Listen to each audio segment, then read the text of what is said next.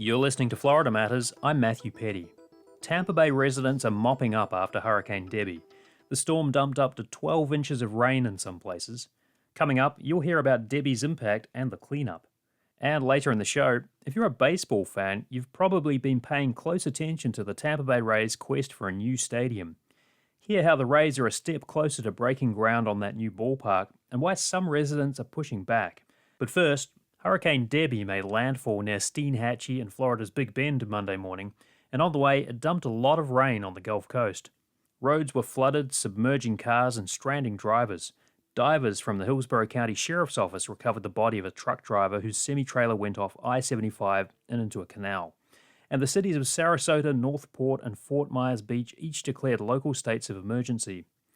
Well, WUSF's Kerry Sheridan is in Sarasota and has been covering the storm. Well, Kerry, how bad was the flooding and how is it looking on Tuesday morning, which is about 24 hours after the storm made landfall? It's hard to put a number on the damage just yet in terms of dollars or, the amount of people who were affected, but some people have lost everything in these floods. So many people had homes filled with water or, they were out driving and they had their cars stall out and flood. Some people had their cars flood right in their own driveways. So people were really stunned by this flooding. I spoke with Bree Anderson yesterday. She's lived here since 1996. And this is the worst we've ever seen. According to our neighbors who went kayaking down our street, they used their paddles to touch bottom, and they say it's about 4 feet deep. And then, today the sun is out, the waters are receding today in some areas, but other neighborhoods actually saw an increase in water levels overnight.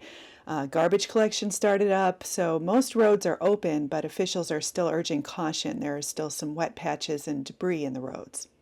Right, and thinking about those stalled and flooded cars and flooded homes, Kerry, the Sarasota Police Department said that more than 500 people were rescued from flooded homes. So what can you tell us about those rescue efforts? They went out in boats. Some were airboats that you see down in the Everglades. Others were official police watercraft. And you saw these large elevated jeeps and trucks driving out into areas that were getting swamped. And they were pulling people out of their homes and boating them, to safety. Sounds pretty dramatic. So who was affected and which neighborhoods were worst impacted by the storm? We saw aerial images being posted online yesterday of just huge sections of central Sarasota all underwater. Mobile home parks were inundated, homes in a part of town called Pinecraft, which is right on the banks of Philippi Creek, down to the south in Venice and Englewood, and all the way up north into Manatee County and Bradenton. There was a lot of coastal flooding that came initially with the storm on Sunday, and then the inland flooding got remarkably worse beginning Monday morning. So we're talking neighborhoods flooding that were several miles away from the coast yesterday. And Kerry, you're kind of reporting from the storm as you're being impacted yourself, right? So what's it like in your neighborhood? It's interesting because I couldn't get out of my house yesterday. The whole front area of my driveway and the cul-de-sac out front were completely flooded with water. And it's hard to tell how much because you're not supposed to get out there and really check. So it was just really, really flooded. And depending on the elevation of the house, you could see the different levels of flooding that different neighbors were getting. Today, the water's gone down pretty quickly, which is a relief because yesterday, Emergency Management Chief Kevin Guthrie said the flooding could linger for 3 to 7 days in some areas. That's a scary thought. But, yesterday, all the streets were completely flooded with what looked like a few feet of water. There's this dark, swampy water everywhere, and many residents had their homes flooded inside. So there's going to be a lot of damage to repair, but this morning I woke up to a duck swimming outside in this circular pond that used to be the cul-de-sac. At least somebody's enjoying this weather. Well, meteorologists were forecasting the storm. They were saying it would bring a lot of rain, but were emergency services prepared? It seems they were taken by surprise by the amount of rain, which forecasters had said could be on the order of 6 inches or so.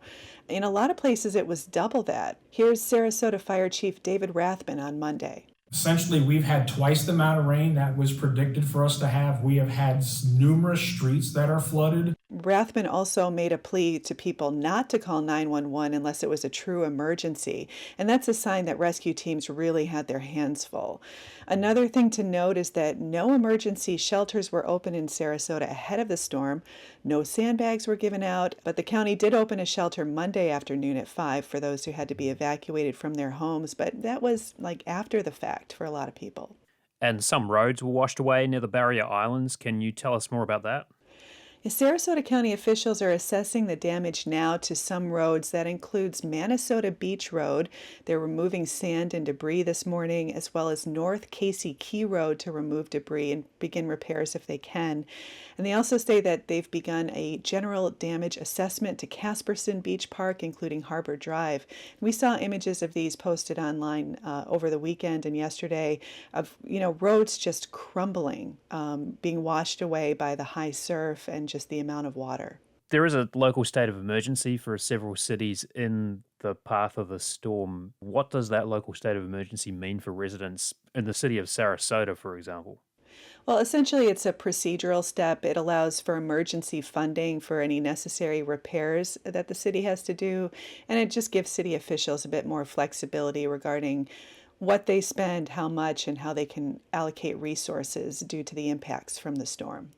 Southwest Florida has been hit by some pretty bad storms in recent years. Ian in 2022, Idalia last year. So in Sarasota County, in the area that you're reporting on, how are those residents coping? Well, each time seems to bring a new challenge. People, of course, in this area feel like they always say, we dodged a bullet, we haven't gotten hit very hard. But this time, you did see that usual ahead of time, people downplay it. It's just going to be a bit of rain with a name, things like that. But the effects ended up being far beyond what anybody expected. So you saw residents in some newly built developments, their homes and streets just completely flooded. These are brand new homes that have just been built. So the way that an area builds and develops in the future really has to take these extremes into account. And I think that's a conversation that a lot of people are hoping to have going forward. The other thing that I saw is the way people just really reach out and try to help each other. There were a number of men with elevated pickup trucks or boats offering to go out and help people, get them out of their homes yesterday. Just good Samaritans, knowing that rescue officials were stretched thin. Sometimes these storms really do bring out the best in people. As you mentioned earlier, the flood risk from storms is expected to persist for days in inland areas near rivers. It could even get worse. So what are you hearing from emergency officials about that? Well, the latest from the National Weather Service shows that a number of local rivers are still above the major flood stage as of Tuesday morning. This includes the Manatee River, the Anclote River, parts of the Hillsborough River, and the Alafaya River. Certainly, we saw after Hurricane Ian, flooding from some of these high rivers lasted for weeks. So hopefully it won't last that long, but it's definitely something we're keeping an eye on. Kerry Sheridan reporting on Hurricane Debby's impact in Sarasota. Kerry, thanks so much for your reporting and for joining us on Florida Matters. Thanks for having me. A week ago, Hurricane Debby was a tropical wave, a disorganized patch of thunderstorms more than 2,500 miles from Florida. So how did it turn into a Category 1 hurricane and dump all that rain on Florida? For more, here's Megan Borowski, the senior meteorologist for the Florida Public Radio Emergency Network.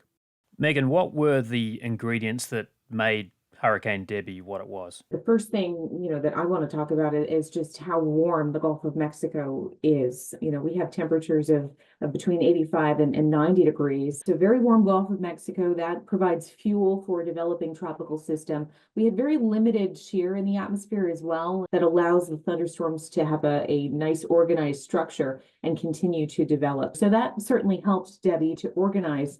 Once the disturbance got over the Gulf of Mexico, it was able to develop a center of low pressure, quickly turn into a tropical storm, and then become a hurricane. The storm was a big rainmaker, so should we be worried about how more rain throughout the season will affect already saturated ground? Well, it depends on how quickly that rain arrives. We are in the summertime, rainy season. And so any additional thunderstorms, once Debby kind of gets out of the picture and we get back to the normal pattern, that will certainly not help the situation. Some spots south of Tampa into the Sarasota area got, over a foot of rain. It's going to take a while for that to drain out. It's going to take a while for our retention ponds to get back to their normal levels. And so We don't need any rainfall in the next several days at least, because that will just overwhelm the environment.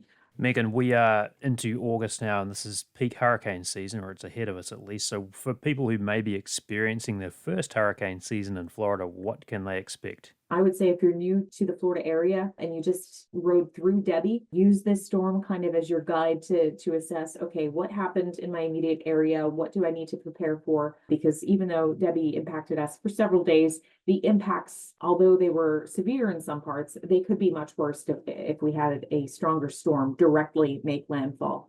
Well, Megan Brasky, Senior Meteorologist for the Florida Public Radio Emergency Network, thanks so much for your time. Appreciate it. Absolutely, anytime. Up next, the Tampa Bay Rays are building a new ballpark in St. Petersburg. Hear how they cleared the last major hurdle to a new stadium. You're listening to Florida Matters. I'm Matthew Petty. The Tampa Bay Rays are now within striking distance of a brand new ballpark. The new stadium will be built on what is now the Tropicana Field parking lot in St. Petersburg. It's been a long journey, and you're about to hear from someone who's been following the story closely about what comes next and why some St. Petersburg residents are still skeptical about the deal. Even if you don't follow the Rays, the $1.3 billion plan to build a new stadium and transform a huge part of downtown St. Pete is a big deal. And it's closer to breaking ground after Pinellas County Commissioners voted 5-2 to back the project with millions of dollars in tax money. Rays President Matt Silverman talked about the County Commission vote during the play-by-play Tuesday night as the Rays took on the Miami Marlins. And what's great is we're also building this city, like a miniature city around the ballpark that's going to take 20 years to build out. But the first phase should open with the ballpark, and we're going to create a destination. We're going to create a neighborhood. We're going to create jobs. It's a real jolt to the local economy. And that's one of the great things that we can provide as a baseball team is that injection. Well, as you heard there's more to this than just a baseball stadium. Pinellas County Commissioner Renee Flowers said the 86-acre development will help right a wrong that was done to the city's black community decades ago when the historic gas plant neighborhood was torn down to make way for Tropicana Field. For this construction development property, we're talking about over 30 years where this could make a true difference in the meaningful lives of people that reside in South St. Petersburg. Well, some residents at the Pinellas County meeting spoke out in favour of the stadium, but others urged the County Commission to vote no and send it back to the city to renegotiate, like Mary Kay Talk. I love baseball. I'm from the Bronx, New York. We have 2 teams in every sport imaginable up there. So I'm a sports fan. I watch it all the time. But as a real estate agent, my first priority is looking at the contract details, because that's where the devil really resides. The big thing that gets my goat is that, yes, we are valuable. We are globally recognized, and yet the cost of this land that could be so much more and benefit us is being given away for pittance on the dollar. Well, Colleen Wright with the Tampa Bay Times covers the city and has been reporting on the redevelopment plan for several years. Colleen, the county vote was the last major hurdle for this new stadium. So what do the Rays get out of this agreement with the county? Yeah, I'm glad to be back. What do the Rays get out of this? Well, to answer that question, I think it's important to also know what they're putting into it. You mentioned a $1.3 billion stadium. The Rays are covering $700 million of that, plus all cost overruns. And they're also paying for the insurance, which you can imagine is probably a lot for a sports stadium in Florida, as well as any renovations they want to make in the future. What do they get out of it? They keep all broadcasting rights, all revenues, all ticket sales, concessions. The city and the county get no cut of that. It all stays with the Rays. They're giving $50 million in community benefits. However, that's over time. Mm-hmm. But they're also, they bought 65 public acres below appraised value. This is very valuable public land that's in the middle of downtown St. Pete. It was appraised in January of 2023 for $279 million. They're paying $105 million, but that's not even the upfront payment. They just have to buy $50.4 million in the first 12 years. Mm-hmm. And these payments also do not account for inflation or anything like that. So, they're getting a lot. They get to keep a lot of these revenues, and they're getting some public land that, that's been pretty discounted. But they're also, like I said, paying for insurance. The liability is kind of on them. Any renovations they want to make, that stays with the Rays. And the value of the land is kind of a sticking point for opponents. We'll talk more about that in a moment. But, the real tension in this deal rested with the St. Petersburg City Council. A few weeks ago, they gave the deal the green light. It was a 5-3 vote there. So what did they agree to pitch in, the city? The city agreed to, for just the stadium, $287.5 million, plus about $142 million in infrastructure, so like roads and sewers for the redevelopment around it, including the demolition of Tropicana Field. Fun fact. And then, of course, they're selling that land that, a lot of people say it's a big sticking point, like you mentioned. That land could be used for other things. However, Mayor Ken Welch and proponents of the deal will tell you the reason why it's discounted is because this land is not being used for highest and best use. Highest and best use for this land would be condos. Mm-hmm. I think a lot of people agree. They don't want to see more condos maybe in the middle of downtown St. Pete. There's a lot of them going up. The skyline is filled with cranes.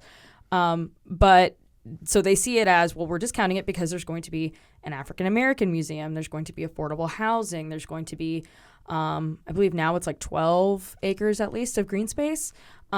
So those are kind of the concessions, and that's just how they constructed the deal. There are a lot of big numbers flying around, and you've done some good reporting on this to kind of help people understand it. The stadium is $1.3 billion, but the cost of the entire development is $6.5 billion. Can you kind of explain what's going on there? Yeah, $6.5 billion is the public and private investment. So, of course, the Rays and their development partner, Hines, are going to put in for everything around it. And to put it in perspective, they're building at least 4,400. That's the minimum. They can build more than this. 4,400 units on site. You think about it, if you factor in like 2.5 or so people, for each of those residences, it's like 10,000 people. And that's bigger than St. Pete Beach, Treasure Island, a lot of the municipalities in Pinellas County. So they're going to have to fund things like, for example, a daycare or child care facility, something like that, and also a grocery store. However, this build-out is pretty long. Mm-hmm. It's going to be built out over 30 years. It's going to be a long build-out. Now, when you talk about those units, affordable housing has been a big part of the negotiation here, but how much affordable housing is going to be part of those units that are built? Sure. So 600 units are planned for on-site and 650 are planned for off-site. And those are also tiered. So I believe 300 units are at 60% of the area median income. Another 300 are at 80% of the area median income. Those are considered affordable. And then the quote-unquote workforce housing units are at 100 and 120% of the area median income.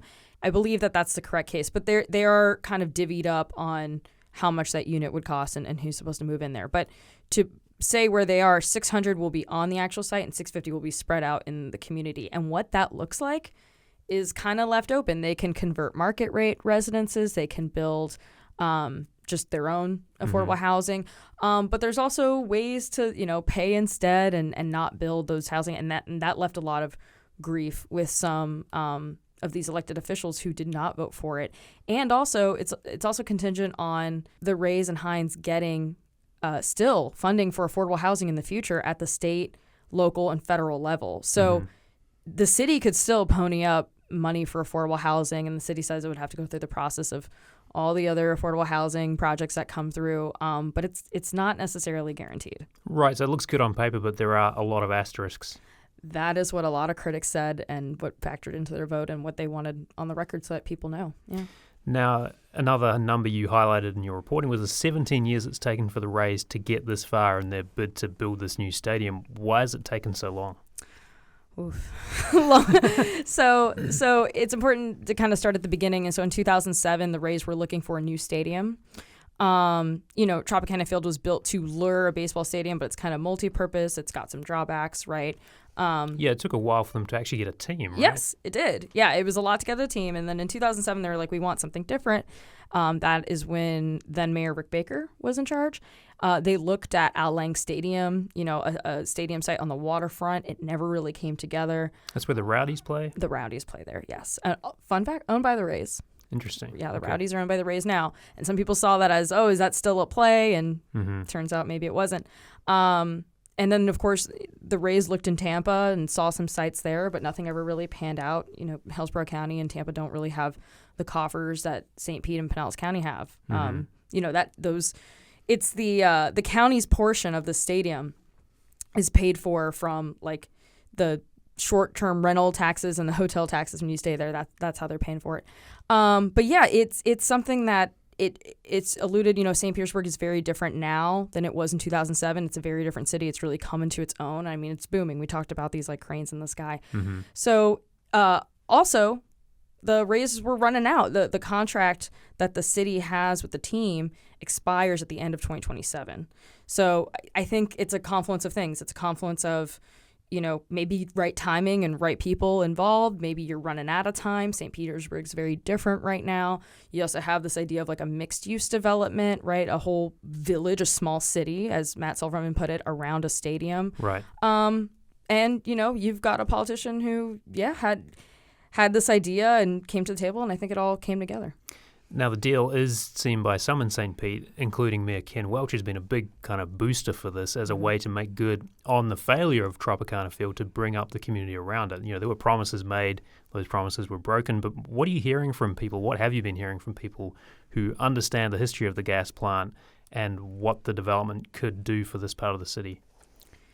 At this point, even I think critics and people who, elected officials who voted no for the deal, and critics, I think at this point just hope that the best really pans out. And the contract language and how enforceable it was a big sticking point.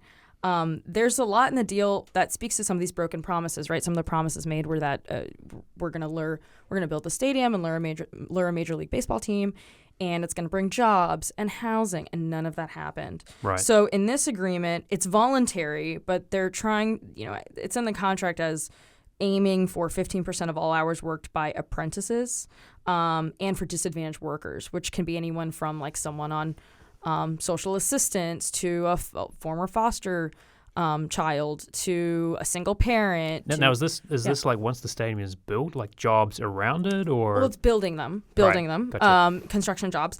But there's also, in their like talent pipelines, internship pipelines, small and minority like business mentorship that's in there. And so, the mayor kind of looks at it as like, I got us to kind of have maybe some of these goals to touch on them, even though a lot of them might not be enforceable. But, it builds housing. It builds much needed office space in St. Petersburg. Maybe builds its first, the first African-American museum built specifically to be an African-American museum in Florida. And it kind of hits on all these points. That's kind of how he views it. But whether these things can come to fruition, I mentioned it's a 30-year build out. So the intentions of, the mayor, and the Rays and Hines, it's who's here today, but we don't know who these folks are going to be, the next generation of leaders when they come in over the next 10, 20, 30 years. And this can and will likely be delayed, and there's provisions in the contract that will let it, they're called excusable development delays. We hope that, maybe they have the same intentions and these things will actually maybe happen this time. A lot can happen in 30 years, though, as you point out, and I think some of your reporting has kind of outlined some of the challenges, right? Like environmental challenges, the threat of the changing climate. I mean, even just building costs, like a 30-year build-out, who knows what thing's going to cost? Like, what is the price of concrete in 30 years? We Absolutely. don't know that. So not everyone's cheering for this. I mean, opponents talked about the value of the land. We've discussed that and what the Rays are paying for it in this deal. Are there some potential roadblocks, like lawsuits potentially? I don't see any immediate roadblocks or lawsuits, at least not right now. Who knows what the future can bring? I know that the Southern Poverty Law Center stepped in and has been aiding organizations like Faith in Florida, the St. Petersburg Tenants Union, Community Justice Project, who are groups very much against this deal. They sent a letter earlier saying, they were looking into like some of the eminent domain, and they sent a warning letter to the city saying, it could infringe on some of that. And city council members asked about it, and attorneys for the city basically said, we think we're good. We don't think we're going to run into any trouble. Mm-hmm. So I don't know if I foresee any major roadblocks or lawsuits as of right now, but who knows? Other residents have told officials they worry about things the city and the county could be spending its money on, like beach renourishment is something that's come up in these meetings, affordable housing, as you've mentioned, and transportation. What else are they saying as reasons why the stadium deal shouldn't go through? Yeah, there's a lot of that. You're committing, right, future, 30 years of future values to this. So on the cities, I'll talk about the city side. It's leveraging future property values of this area to pay for the stadium. But these are revenues that if the mechanism for what they're using, a CRA, a TIF, TIF. What does TIF stand for? Tax increment financing. So that's what I mean by leveraging those increased values to pay for, the stadium further down the road. But if that didn't exist, those dollars, those increased property values would just go back into the general fund, and you could pay for flooding. You can pay for infrastructure and stormwater needs. If you live in St. Petersburg, you know that the areas of Shore Acres, Riviera Bay, these are repetitive loss areas, and maybe that could be addressed. This is because of flooding. Mm-hmm. Yeah. And also, the city's stormwater issues are aging. City Council member Lisette Hanowitz had a whole committee, asked for a whole committee meeting to look at the issues that are coming up in 30 years. And the city says that they can pay for it. They can pay for the stadium and pay for their needs. But anything can happen, right? A hurricane, many hurricanes in 30 years, a recession, many recessions in 30 years. So the city's confident and can do it. They're relying on 7% annual growth every year, which the city says is conservative. But experts we've spoken to, my colleagues have spoken to, say that that might be a little risky. We're talking about economic growth or physical growth? Value growth, of the property. Property values every year would go up 7%. People here know that their home values are increasing, that rents are going up, and that's what they're relying on to finance this deal. Yeah, good time to sell, but not a great time to buy if you're in the housing market. I feel that.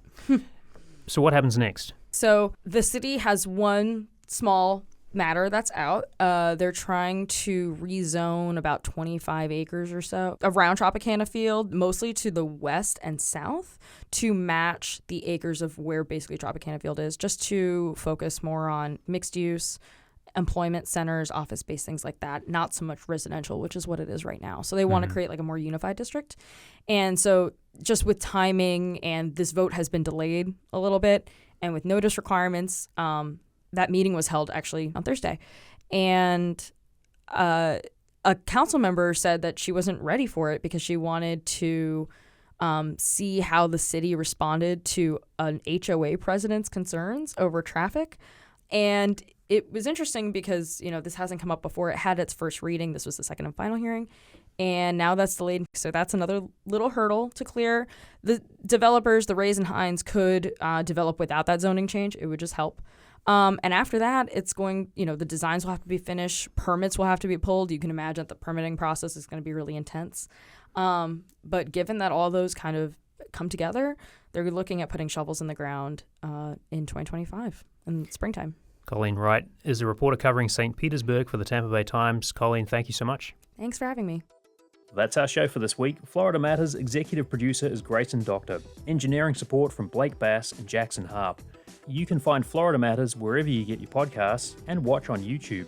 And you can subscribe to Our Changing State Vote 2024, a podcast about the presidential election too. Thanks for listening. I'm Matthew Petty.